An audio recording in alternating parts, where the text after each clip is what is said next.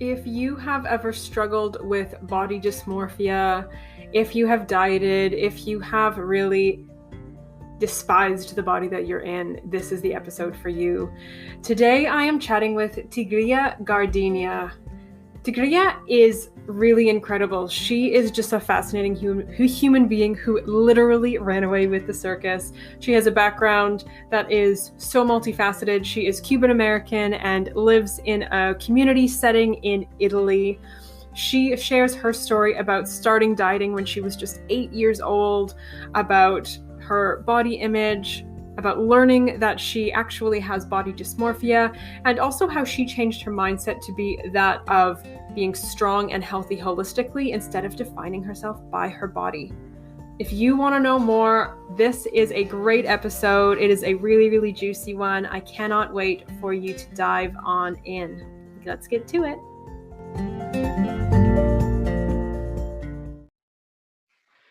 Okay, Tigrilla, welcome to the podcast. I'm so happy to have you here. Thank you. I'm actually super excited about this conversation. It's like one of those conversations that you feel like you'll never be able to have. Then the day you feel like you can have it, you're just so proud and excited about it. Yeah, absolutely. I know you have an absolutely amazing story. I know a tiny little bit of it so far. But before we sort of dive into the good stuff, why don't you just take a moment and introduce yourself? Tell us a little bit about you and who you are and where you are. All right. So, where I am also. So I am a nature-inspired leadership mentor.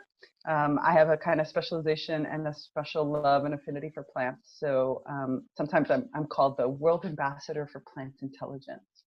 And that all sort of stems from the fact that I live in northern Italy in one of the largest spiritual eco communities in the world. It's called Damenher.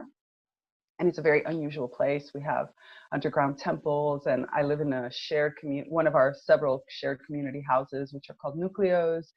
And here I fell in love with kind of nature and specifically with plants. So there's so many different aspects. I'm originally from the United States. I'm Cuban American, and I've been living in Europe now for about the last 12 years, actually. I can't believe. And my background is super varied. I have a degree in music engineering and electrical engineering. I've worked in high tech. I actually ran away with the circus. That's how I came to Europe, because I was on a tour with Cirque du Soleil. And so I've done a lot of different things. And I'm also a spiritual teacher. I teach sacred geometry and Kabbalah. That's amazing. You are like one of the most interesting people. You don't even realize it. Like sometimes I write the I remember the first time after a long time I had written up my bio, and I wrote it up and then I left it, and then I came back to it later, and I swear to God, I thought somebody had edited it, and I looked at it and I was like, what the hell are they talking about? And I was just like, wait a minute, I did that. Oh, I did that. Oh shit, this is me. What are we talking about? You don't even realize it. You just go with the flow of life. Yeah. That's awesome. Okay, so I want to get into your story because you have a really interesting story. Obviously, I don't think you live that kind of life and have a boring story. But we want to really specifically, of course, hear about your self-love journey and your journey of sort of coming to terms with your body and with food and all of that. So why don't you just sort of start at the beginning? Tell us where your specific challenges began. Wow, birth? No, actually, I can tell you this much. I can tell you that when I would say that the single most place where I became conscious of it, I actually remember this. So when I became conscious of it when I was 8 years old, and my mother took me to my first Weight Watchers meeting. And so I remember getting on the scale, and I remember that I don't ever remember what I weighed, but I knew it was upwards of, in this case, pounds, 100 pounds, 100 and something, probably not that much over because I was 8. Yeah. But I remember that the goal weight was 89 pounds. That was what I was supposed to be weighing. And I remember thinking to myself, I'll never get there. Like, how could I get to there? And it was interesting because I had always been the chubby kid. I had always been overweight, my brothers who are older than I am called me Shamu, which was like the name of a famous whale in the local aquarium type thing. And so I had never been thought of as thin. I didn't have that body type. But I hadn't really realized, and my mother, in one aspect, I have to give her a lot of credit, because she did the best she could. And I do admire her. And I've had subsequent conversations with her as I grew as an adult, because in her mind, she saw her daughter going towards a path that was going to cause her heartache, from the perspective of, life isn't easy. I was a very active child. I danced for like 9 years. So it wasn't like I was heavy because I was sitting around watching television. Hence why she decided not to just say, I'm going to put you on a diet, because it wouldn't work. We didn't drink soda in my house. I was overweight from orange juice and healthy dinners.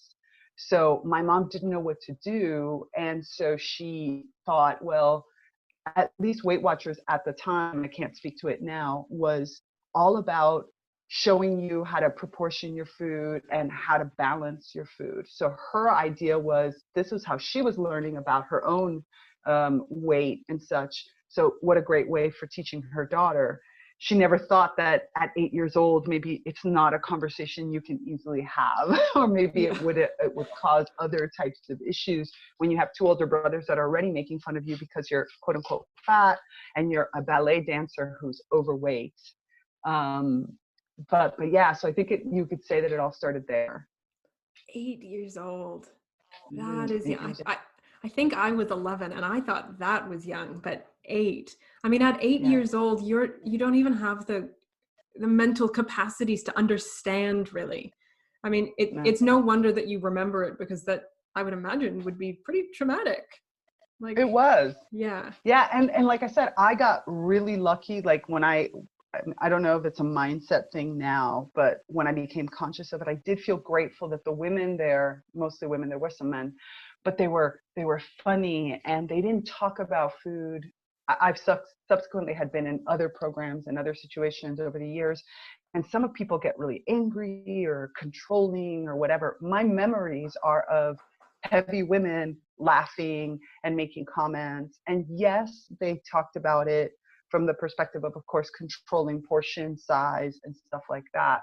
But at least I can remember happy memories. Like I remember, there was probably some tears and there was emotions. Probably I didn't understand them enough. So luckily my mother framed it in a way that was about learning. It was about getting to know yourself, getting to know your body, making sure all these other types of things. So that's why I said, I know she did her best in that. But yeah, 89, that number still sticks in my head, and the like little rewards that they give you. And I remember my little book that you get, and you get your little like stamps inside of them. And it's kind of like the equivalent of like Alcoholics Anonymous with their like star program. It's just like, what? Am I a little too young for this? Yeah. So there you are at 8 years old, having this experience that you're way too young to be having, with your mother who, like you said, she was doing her best, what she thought was the best thing. So what happened after that? What did that do to your body image, how you saw yourself, how you related to food? Like, how did that sort of follow you as you got older? Yeah, it followed me in always feeling heavy. It's been interesting. Like when I tell people, so to give you kind of, I'm going to fast forward a little bit and then I'll go back just to give a reference. So my quote unquote weight issues from a really externally looking place, let's say it in that way, proceeded to continue on until my late 20s. In my late 20s is when I was able to find a way to eat, and I'll probably get there in the story a little bit, that ended up creating a weight that is what people from the outside would look at and say, oh, you're thin, you're healthy, you're thin. So from that age of 8 up until my mid-20s, literally, like I think I was like 25 to 27, where I got things under control. For me, food was an issue. It was an issue because I'm a Taurus. I love food. I still love food. I dream of food. When I became an adult, like I started cooking for my house in my teens because my mother and I made a deal. I cook, you clean. because I was a better cook than she was. And it was great. Actually, it worked out really well. So I would already wake up thinking about the meal I was going to prepare, or I might start preparing things the night before. I had my very first Betty Crocker cookbook when I was like, I think I must have been like 11 or 10. And I used that cookbook all the way through until my late, teens, because it had a lot of really cool recipes in it and fun stuff. So there was this love of food. Like I said, I was told by the doctor to stop drinking orange juice because I drank too much. So there was no soda in my house, not because my mother wouldn't buy it. She would buy it for guests and it would mold. We didn't have those types of problems. I had problems that I just loved all kinds of food. So all of this sort of resulted in the fact that I looked at my body and I just assumed that it was overweight. And I assumed that it was way bigger. I didn't learn that I had body dysmorphia until I was in almost my 30s. But I just kept looking at myself in the mirror going, you're heavy. Like, you're too heavy for what you're supposed to be. I was on the softball team, which means I was fat because I should have been like thinner. Like I said, danced ballet, which everybody is supposed to be thin. And I was nowhere near being thin. I was tall. I had super frizzy hair and I had really bad acne down to my neckline. So I went to a dermatologist for the first time, probably when I was about 12, like, to give you an idea of how bad my acne was at the time. So it's like I had like the triumvirate of everything. I was tall, frizzy hair, bad acne, heavy weight. I was like, Jesus Christ, I'm going to be alone for the rest of my life. So it manifested itself in always looking at everything as if I was heavy, like everything, because I was just bigger than everybody else. Nobody had explained to me that the fact that I was also taller meant that, of course, by nature, I would be bigger. That conversation never came in. My mother is a person who, she's a little bit shorter than I am. And actually, my mother has big breasts. I don't. So I didn't have like the breasting to sort of hide weight. Mm-hmm. And that made me feel even more fat, because almost like your body looks like, your body looks disproportionate. It was proportionate from the perspective that I was completely like a little bit big. I wasn't round in that aspect. But the way it felt from the internal was I was just big. I was big boned, I was big, and it manifested in me always thinking about things like reduction, like how do I control my food? I couldn't cut certain foods out because, yeah, I do have a sweet tooth and I could cut out a little bit of things, but there was only so much I could cut out. I had to just reduce.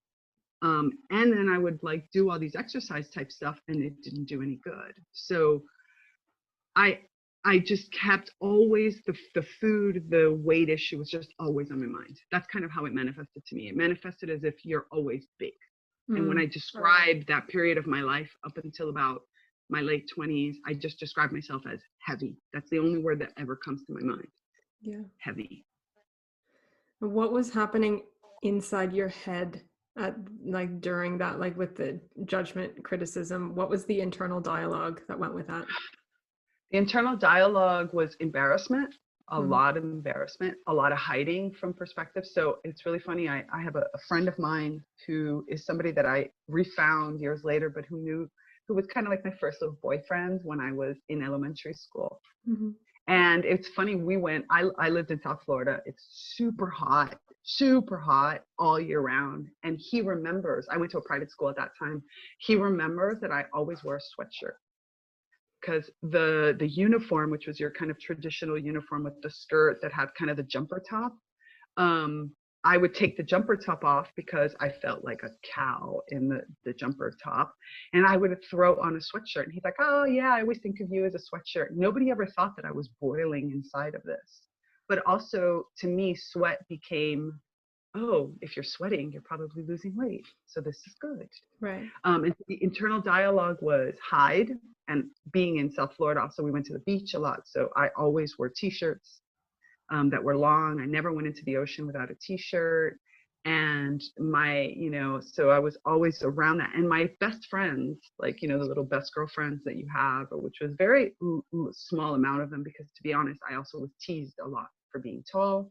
A lot of nicknames constantly because I was tall, because I was heavier, because of all these types of things. So that did not help at all. And that was the internal dialogue there was of shame, of sadness, of feeling really alone, and of looking at yourself but not knowing what to do. That was, I think, the most difficult part. Was like, I remember would watch, weight loss shows or read books or whatever I could get my hands on. And I remember thinking, none of this will work for me because I do eat healthy. Like, I do exercise, I do move. And it was interesting because that followed me all the way through college. When I got into college, I started hanging out with a group of people in my end of my high school years and the beginning of my college years that were dedicated to the gym. And so I was actually going to the gym, doing my best as I could do. But my body type, and nobody ever explained that some body types don't reach like ripped abs without a ridiculous amount of work. Yeah. And nobody explains to you that six pack or the really being shredded, like they say, or having the muscles show is a body type. And that if you naturally have kind of a little bit more fatty skin, you are going to have that sort of more voluptuous look. And because, again, I didn't have the big breasts, it was never explained to me voluptuous or any of these positive sort of words. It was just said, you're chubby, you're fat, you're bigger. Like, these are the words. The internal dialogue was something is wrong, because those words are always associated with the wrong. Right. And I would go to the gym. I remember going like multiple times a week when I was in college, trying to do everything that they told me to do. And I was like, why am I not getting smaller? I would pack my lunch with me. I don't even know today here where I live in Italy, it's very common to have 3 meals a day, right? You do breakfast, and they do kind of this sweet breakfast, which is torture to me. Then they do lunch, and then they do dinner. And it's like decent meals each time. I don't actually remember a time in my entire life when I've eaten more than 1 meal a day. Even in elementary school, I remember having my lunch box then. But from the time I kind of went into middle school, high school, I remember I would skip lunch. And 1 meal a day has been my MO as my control issue. I never realized that it was a control issue, but it's like my daily practice of control without ever putting any kind of thought process to it. Right. Right. Yeah. Wow. What a realization to have. So you said that this all sort of started to change in your mid-20s, right? You're 25, 26, and that's when your body started to change and you sort of started really working through this. So what did that process look like then? Yeah. So at one point I hit what was my highest weight. I was in a relationship. I had from the outside what looked like the perfect life. I was working in high tech. I had moved across the country. They had moved me across the country. So that validation of like, you're intelligent enough, you're good enough. Luckily, none of this ever crossed into my schoolwork or my kind of work thing. But it did cross over into my experience with friends. So I always had a very, very small, limited amount of friends. And I never talked about these types of subjects. I was, the goofy one, the typical things that we do when we're heavier. Yep. At one point I was in a relationship and I was the heaviest I had ever been. And yet I was still with a man who absolutely loved me and adored me, but I couldn't even I think I would hide in bed, work with the covers over me. And I just didn't really want him to see me. I felt so horrible and I felt completely out of control. I had no idea how to control it. And I discovered a book called The Carbohydrate Addict's Diet. This is way pre Atkins craze or other types of stuff. But this book had a little test to see if you're a carbohydrate addict. And the diet really consists of the idea of the way that our body processes sugars and insulin release, stuff like that. And it really resonated with me. And what I loved about this book was that it talked not about a diet, but about a lifestyle change, about the fact that when you have this type of body, your body reacts chemically in certain ways. And therefore, it is not about control, but about learning the cues. And this is why you never feel satisfied. This is why you would eat until you bloat. And because I would love food so much that I would eat and eat and eat. And I would continuously do it in this way. And especially because I had gone down to kind of a meal a day, but that meal was huge. Right. And so this helped me put a kind of I don't want to say a control in a bad way, but more like an understanding, a biological understanding even of certain things. And back then we had these listservs, and I joined a listserv with people, international people, Most of them were from the United States, but some were from abroad, who were all on this diet together, on this journey together. And that was where things really started to change, Like I felt finally I had something that was working, that was bringing me down from that big weight that I had in. And at that point, I started to make big changes in my life. Like my relationship sort of ended and I went in another direction and my work changed. And I started to kind of feel, I want to say, again, in control, but in the sense of like I was guiding the path rather than being guided. And that was amazing. It didn't deal though with the body image issues. And that was really a realization. Like I didn't understand that they were two separate things at that time. I felt that they were connected. So here I was getting smaller and smaller to the point where I have some pictures that I look at myself and I'm going, oh my God, I was really small. I went through a period where I hit probably the lowest conscious weight that I had ever had as an adult. And yet I still bodily felt terrible and was still hiding, was still doing all these types of things that we do, wearing really baggy clothes. I remember the first time I went and bought a pair of like jeans that weren't exactly skinny jeans, but they were somewhat tight fitting, but with a tight fitting shirt, because I had always wore tight fitting pants with really huge shirts. Yeah. And this is when I decided to go to therapy. I actually went into therapy because of a combination of those issues and issues relating to kind of like just lifestyle change and stuff. And when my therapist said to me, he's like, you know, you have body dysmorphia. And I just looked at him and said, excuse me? Like, what?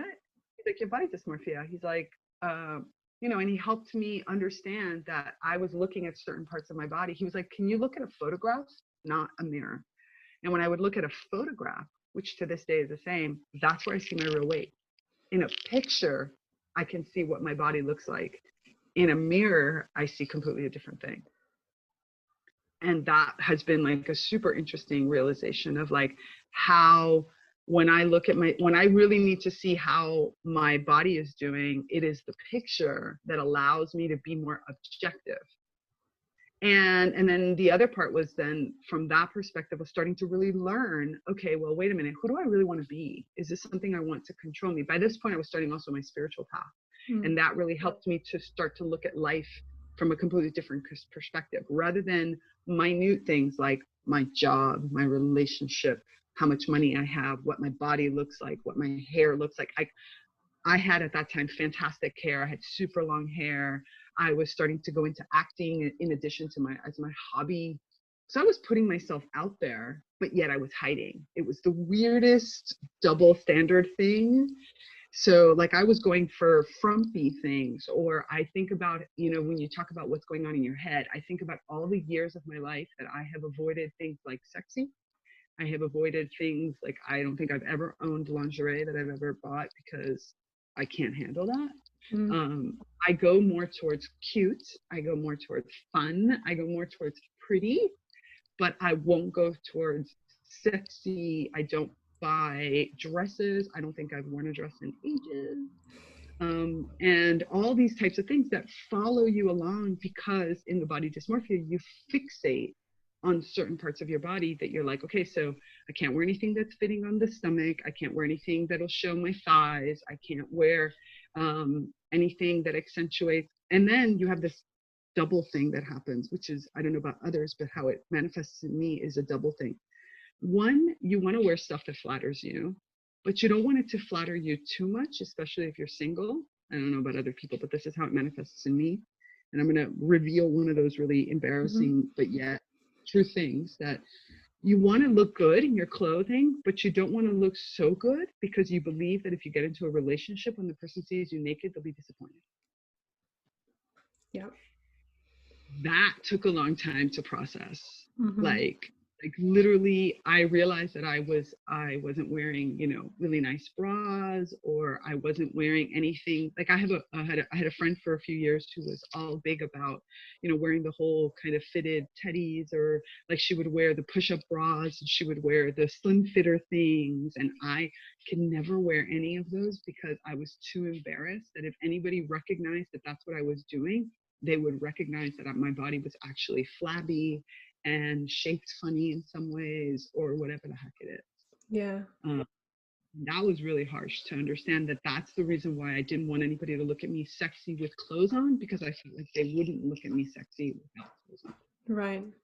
Right. So if you never sort of did the sexy with clothes on, you couldn't disappoint anybody, and nobody could go, what is this? What am I seeing? Exactly. Yeah. Exactly. That one. And that was another piece. So as I started to get into my spirituality and I started to look at my life as a more complete thing, some of that shifted into different places, because then now you come into this acceptance phase of your life where you start to look and you're like, okay, well, I will never have that kind of ripped look unless I choose, and I can choose, to dedicate myself to fitness.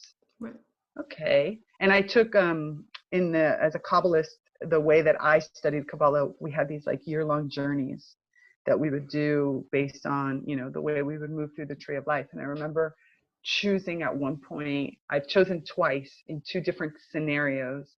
The first one was, okay, do I want that fitness, that perfect body to be an active part of my quest in life? And reaching, and my relationship with food to be based on that. Mm-hmm. And I remember getting to the end of that year saying, absolutely not. Like, I love food and I want to be able to enjoy, because food is conversation, food is preparation, food is relationship. I later discovered also it's the relationship with the plant world that I have today. Yeah. But at the time, food was all about all these different things. And while I want to eat, I'm very healthy in what I eat. I don't want it to be restricted to a minimal, because my body doesn't process things that allow me to be 0 fat or whatever, 10% body fat in any other way other than an extreme reduction and an extreme focus on that. Right. And so I want to live that life. And so I have to work on my body image, and I have to work on my acceptance of myself. And I have to look at being healthy rather than worrying about whether there's a ripple in my stomach or whether there's some cellulite on my butt. I have to think of myself as, what are the indicators that come out that make me healthy, relating to my skin, relating to my hair, relating to my overall body. And if that means a bigger size because that's what's healthier, so be it. Right. And then the second piece came when I was on tour with Cirque du Soleil, which you can just imagine, if I wouldn't have done all that work before, how devastating that would have been. Yeah. Because these are all people that are like I was on tour at first following my partner, who was a carpenter. And then later on, I worked as a backstage manager. So I was with the artist all the time. And I remember thinking to myself, again, I have access to gyms regularly. I have access to exercise equipment. I have access to everything. What kind of life do I want to live? Is that what I want to do? Do I want to be going to the gym? Do I want to be working out? And I said, no. I said to myself, I want two things. One, flexibility, because I believe that's about health. Healthy is being able to be flexible enough in life as well as in my body to be able to absorb certain things. And the other one was, I want to live a healthy lifestyle. So therefore, I move into apartments that don't have elevators, at like 4th and 5th floor walk-ups. I started to modify my life to bring health into it in a natural way. To, park the car far away so that I had to walk, to not having a car. It's been 12 years since I have a car, and not necessarily taking public transport unless I had the time. I didn't have the time, but if not, making time to walk to places, to go up and down the hill, even if it's uncomfortable, to now, especially I do a lot of walks in the park and walks in the woods and things like that. So I started a journey in my late 20s that began with looking at food as the trigger, but moved into, how do I create a healthy lifestyle that allows me to maintain health?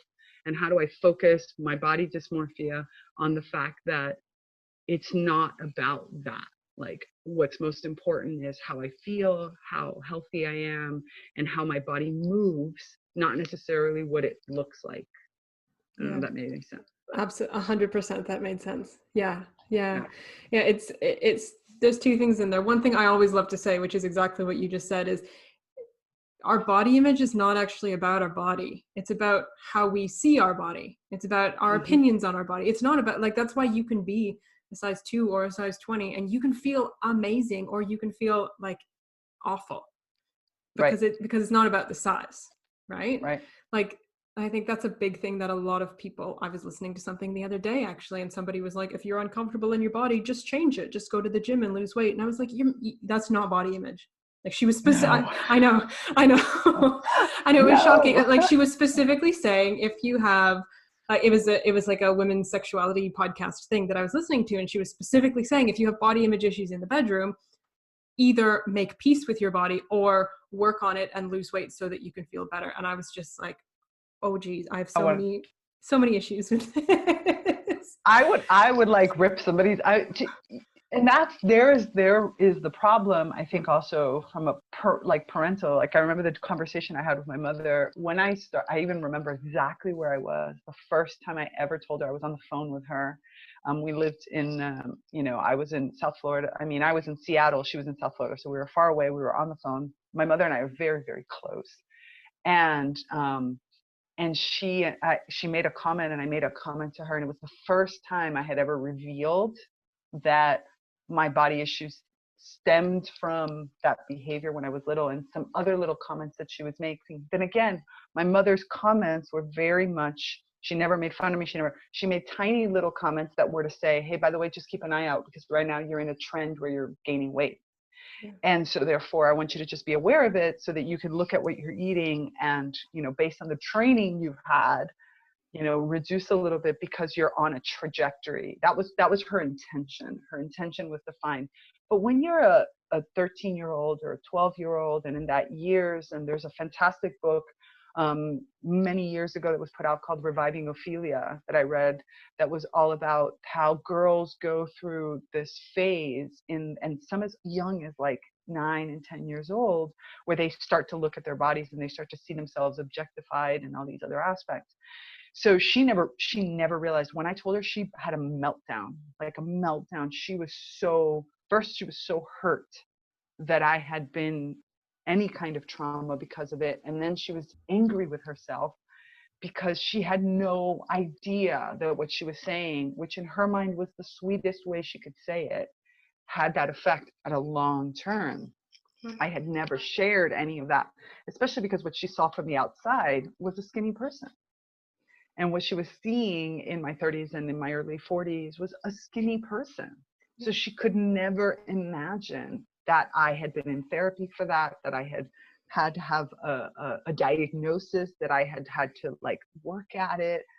And that's part of the reason why it's so important today to talk about it, because you see it from the outside and you think people are perfect and you don't realize what they're struggling through. I've never really worn makeup. I started to play with my hair when I had a really kind of natural hair look until I was in my late 20s and early 30s, when I started to play with dyes and colored hair and stuff. But it was always cute. Again, it was never sexy. I still don't like get dressed up and wear makeup and put on the high heels. I have them. I have all of it, but I still struggle to use any of it unless I have this one girlfriend who's gorgeous, like the whole glamorous and loves the makeup, and like she'll dress me up because it feels like it's not out of I'm getting somebody else's to approve of it and to stay. And that is one of the leftover remnants that still exists because of that. Yeah. So this sort of journey that you've been on in both sort of making peace with food, but also sort of learning to accept your body and sort of dealing with this body dysmorphia that I know it's still with you. It's a part of your life. Would you call this like a self-love journey, a self-acceptance journey? Like what term feels most true to you? To me, it's self-acceptance that feels the most, because on the one hand, at least the way it manifested in me, I've always, quote unquote, loved myself. Luckily, I mean, I had periods just like anybody else that's had their periods where they kind of don't love themselves. I love my strength. I love my height. I've always loved my hair, and there's characteristics, I have green eyes and certain things that I focused on, and that I realized that it's me who dumbs them down, not because they're not naturally there. So there's kind of always been a little bit of a love, but there hasn't been a lot of acceptance. And there hasn't been a lot of acceptance. I'm going to add another piece to it that I think that people don't realize that is out there. I had somebody who said to me something about, like, people who look at you and they're like, oh, you're so beautiful and whatever. And I'm like, can I say that there are some terms that seem to be fantastic, but they are absolutely crippling to certain types of people. I'm a relatively intelligent woman, and for some people I'm considered gorgeous or beautiful or whatever term you want to use. And in life today, that oftentimes feels like the kiss of death, because it feels like you are expected to be out of reach, and therefore it's very lonely. It's very isolating in some ways. And I remember having a conversation with this gorgeous friend of mine who has a daughter who's also gorgeous. And I said, please don't call her gorgeous. Tell her about the things she does, that she helps her, that she becomes gorgeous, she becomes beautiful, that let her beauty, her intelligence, and reward the things that she has control over, rather than throwing out words and terminology that she doesn't feel like she owns. Because her response, her daughter's response always is like, the only thing that makes me gorgeous is that I'm your daughter. Like, it's because she kind of says, it's genetic traits that you passed on to me, Mom. Like, I can't do anything. Instead, she's somebody who spends hours working on her eye makeup. So I'm like, talk to her about how beautiful her eyes look thanks to the makeup she does, because she controls that. Yeah. Or, wow, that outfit you chose for yourself is really beautiful on you. What a great selection of clothing. What great style sense. What great way of styling your hair. Because if you just talk to me about the fact that my hair is curly and my eyes are green, I can't control that. And therefore, it doesn't feel like a compliment to me. It feels like a compliment to some external force that I have nothing about. So for me, one part was accepting. And the other part is accepting when you see, like, I love telling people when they make choices for themselves that really accentuate their beauty. I love seeing, and this, I think that there's some cultures that really do a great job about this. Like my culture around body type and clothing and stuff like that is, my mother, one thing she did do well was teach me how to dress, how to wear clothing that is flattering, that always takes into consideration how I feel the best in it, and how I can look, you know, how I look as good as I can look in it. And I think if that was the accepting what's below it, while still accentuating all the parts that are most beautiful about you, that you can put something energy into it. So for me, a lot of it was about accepting that I will never have a flat stomach. I just won't. I mean, I have to try so hard and it's not worth it. Like, accepting that my arms are always going to have a little bit of flab, and that I am always going to be tall, and that my butt's going to be a little bit bigger, and that my thighs are bigger than most people. Heck, right now I'm bigger than my own partner. Like, he's smaller than I am, because it's just his build. His build is different. Yeah. So yeah, definitely acceptance and I use this word control a lot in other languages. It's slightly different than the way it is in the US, but more like taking control from the positive, like being responsible for myself and choosing the parts that I want to accentuate. Yeah. Beautiful. That makes perfect sense. So on this sort of journey, you said that you've done a lot of things. It started with finding that one specific book that taught you sort of how to work with your unique body, which is huge. Yep. And you've done therapy, and then your sort of spiritual practices really fed into it, to this. Are there any other tools or practices that you used that were really impactful, like journaling or meditation, or like anything else that sort of has been a help to you? No, I would say that, yeah, I mean, from my perspective, what I would say was my kind of journaling or my thing was about, again, that acceptance. So like I said, those long, my goal never became, again, I want to hit this number. As a matter of fact, actually, I threw out my scale years ago, and I do have one pair of pants that are my measurement pants of, like, when I get too big, because then I can't fit into them. It's like uncomfortable. But other than that, I threw out the scale. I would say that my goal was, who do I want to be? And I think that that's kind of my spiritual tool, like you said, was what are the processes that I have to reach to get to that acceptance? Yeah.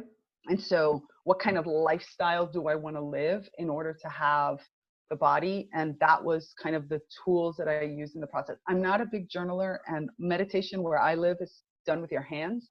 So that was the other part. My meditation is walking, a lot of walking meditation. And I would say mindset work, from the perspective of what I shifted big time, and I didn't realize it until later, was I started to look at everything I do as a possible way of being strong and healthy. An example, when I was living in Amsterdam for a while, I would walk to the supermarket that I would take, and I would carry these 2 bags. And on the way back, I'm very conscious now of like balancing the weight, making sure that I always kind of carry things in 2s. And then sometimes I'll like do curls with them as I'm walking down the street, or I'll purposely take the street that goes up the hill rather than, or walks the stairs, or sometimes I'll add stairs. Like multiple times I've lived in places where I've had to take lots and lots of stairs to get to my house. Right now, I'm in a kind of hillside, so I have to walk up the hills. So what I did was a lot of mindset work to shift and reframe daily life into opportunities to be strong. So I tend to be somebody who doesn't let anybody carry my suitcase when I travel, or I don't let anybody carry my bag, but I also have good bags, like backpack, very stylish, but backpack nonetheless, or things of that nature. I don't, and then on the other hand, I also don't over carry things that I don't need. So like I don't keep a heavy purse or anything like that, because that's bad on the joints, that's bad on your elbows and on your shoulders. I've seen the problems my mother has with her shoulders and her elbows based on carrying a bag for years. So it's really kind of strange, but it's all about, again, accepting your limitations while also recognizing that any opportunity, rather than looking at stairs and going, crap, I got to call all those stairs with my bag, it's like, oh yeah, that's a great way of like burning off some calories and of like, you know, getting stronger, and my legs are going to get better. And so really shifting that work of how I look at day-to-day life. Yeah.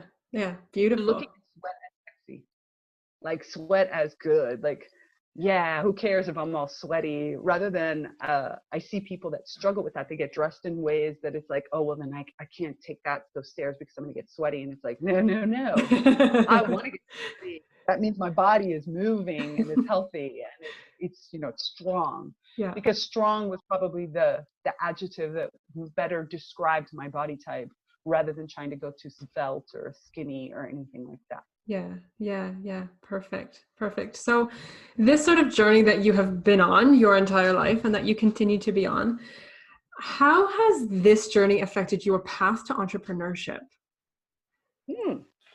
Wow. A lot in ways. Like, it's funny. I didn't again, it's all these realizations you have as you're going forward and as you see things. So when I changed in my late 20s was around the time that I changed my relationship that I was in, and it kind of moved into a new phase of kind of relationships as well as my work. Like I left the job that I originally had, and I finally searched for a job that I actually really wanted in a different way. And then eventually moved on to being an entrepreneur. I left the corporate world and moved that forward. I would say that if it wasn't, again, those characteristics that I have used for my own body journey have become the characteristics that I use for my work journey. Characteristics of looking at myself as accepting myself. So accepting who I am and what do I really love to do and what am I really good at, and from both the positive and quote unquote the negative, like what are my strengths and what are the parts that I'm like, hey, you know, I'm not going to put that much energy into that, so I'm not going to use it. Recognizing my strengths. So really, how do I keep healthy and strong in those ways? So this journey of understanding my body, when am I hiding and when am I showing? When am I putting up a front? And like imposter syndrome, that there's a mirror between that imposter syndrome that you have in, oh, I'm not going to get all dressed up and sexy because what am I disappoint? Is the same imposter syndrome that you experience with, oh my God, I have all these titles and I have all these things, but I actually don't know what the hell I'm doing. So they happened simultaneously. And the great thing is when you look at being able to use one to help you with the other. So you start to recognize that, okay, wait, if I shifted that by doing a mindset of thinking, I'm going to do strong things, I'm going to approach life in this way. What if I do that in my entrepreneurial work? What if I approach it by every opportunity is an opportunity for strength and growth? Therefore, I'm not an imposter because I am using this as an opportunity to grow. So it doesn't matter if it's okay if I don't know how to do it at the time that I get into it. It's more importantly that I learn how to do it, you know. And so it allowed, bringing that to a conscious surface, really using those journeys together has allowed me to probably move forward in a way that is parallel to what are the growth of my body, as well as the growth of my mind and my work and all these other aspects. Yeah, I love that. I love that, because we are whole people. As much as in some ways you can sort of say, you know, I have my body and I have my business and I have my relationship. It's like, yeah, but it's all part of you, and everything affects everything else. Yeah, including the good absolutely. stuff.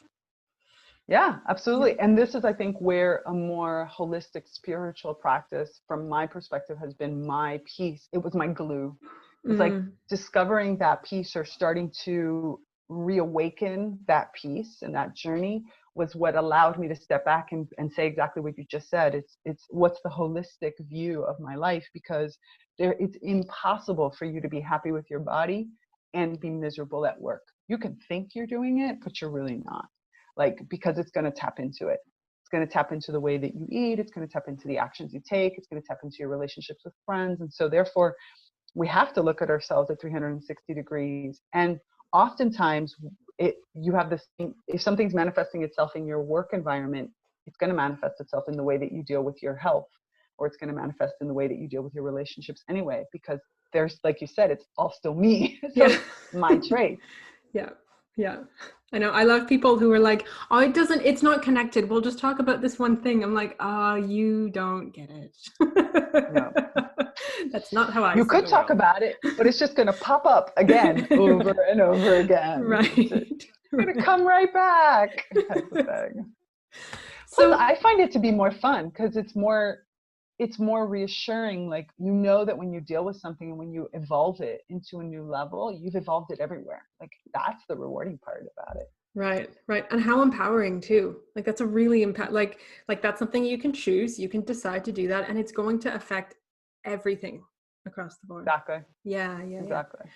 So if there's somebody who's, listening, and they're sort of maybe where you were, like in your early 20s, maybe they're really struggling with their bodies, maybe that sort of that shame and that inner critic, that judgment is still really with them. And, if there was one like exercise or practice or one thing that you would like to say to them or recommend to them, what do you think that would be? Talk about it. But to me, it's talk about it. These are journeys that for too long, people, especially women, but even men, have taken on their own and thought that you can deal with it. The holistic approach that we were just talking about also means that we're never in a vacuum. So whenever I think I'm going through something by myself, if I talk about it, I recognize that there's others that are experiencing it too, or have experienced it, or have something. Because especially, like I said, I live in community now, and what I recognized when I was in my late 20s, what ended up becoming one of the kind of big changes that has remained in everything, is that what changed big time was went from an isolated person who, yes, I had a partner, yes, I had work, yes, I had everything, but to a certain extent, I had no real friends and no people that were confidants, people that I could really share these stories with. It was all inside of me, and therefore I felt alone. When I started to talk about it and come out, I recognized that I had support, because even when we were talking about still food, if you don't tell people, not I'm doing a diet, do this for me, but if you don't talk about kind of like the way and let those reflections help you, like, I need support here because I need to eat in this certain way because of this. And people could bring you external factors that you might not think about. And therefore you say, oh, well, okay, that makes sense and such. But having those mirrors around you allows you to see the reality of what we're all living. And we grow better, we evolve quicker. And this has even been studied scientifically. We evolve better when we do it as reflections and in community, when we do it with others. Yeah. And so tell your story, and don't be afraid of getting like help, whether that be reaching out to a friend, whether that be like I did, that, yeah, I had this book, but I realized it was more about than my physical weight. And so therefore I went first to therapy, then I was in my spiritual practice, and I shared this journey over and over again. And the more I shared this journey, the more people could reflect into it, and the more we could help each other and support each other and grow with each other. So whether it be a coach at the beginning because maybe you don't feel like you can bring your friends into it, or your partner, or whatever. And so that's one big aspect. And the other aspect is the judgment doesn't help. So therefore, we're all going to judge. We're going to be there. It's just a natural part that sometimes happens. But judge the actions you can control, not the things that you can't control. Like you can't control certain types of things. And so it's not worth it to put your energy there. Reframe your mindset to start thinking about, like I didn't talk about it a little bit, but another piece of my mindset shift was shifting myself out of foods that are not good for my body. They're just not good for them. And so therefore I convinced myself I don't like them. I just don't. I don't like carrots anymore in certain ways because I would overdo carrots. I don't like certain quality of certain types of foods. You can't do it with everything necessarily. Like I couldn't do it with everything. I still love ice cream way too much, but I could trust myself into certain types of foods. I was like, I don't really like that. And therefore I don't eat it anymore. So it's just like reframing and asking people to help you in that reframing journey. Yeah. Oh man, I have so many questions about you, especially like you living in community. But I feel like that's like a whole other conversation, which we could easily have another day. We'll do part two. Exactly. Sometime. I have so many questions. I'm super interested in that.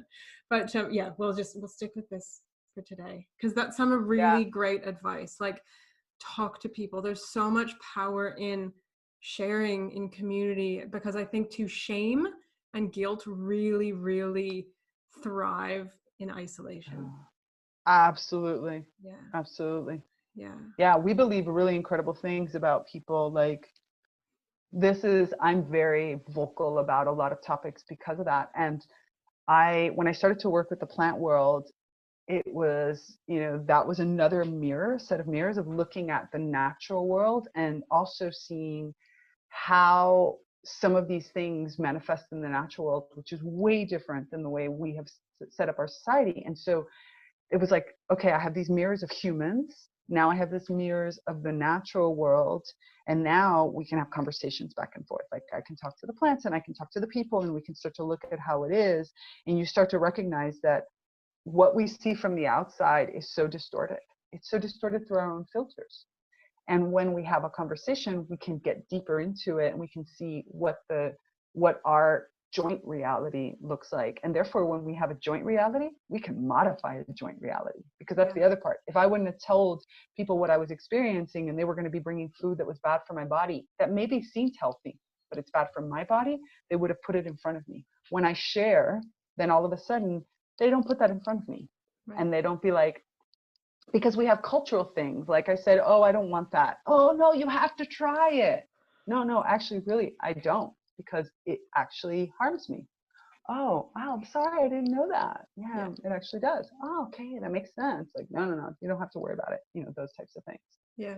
So I think, like you said, it's super important for us to bring community into it and to just get rid of that shame. Yeah, for sure.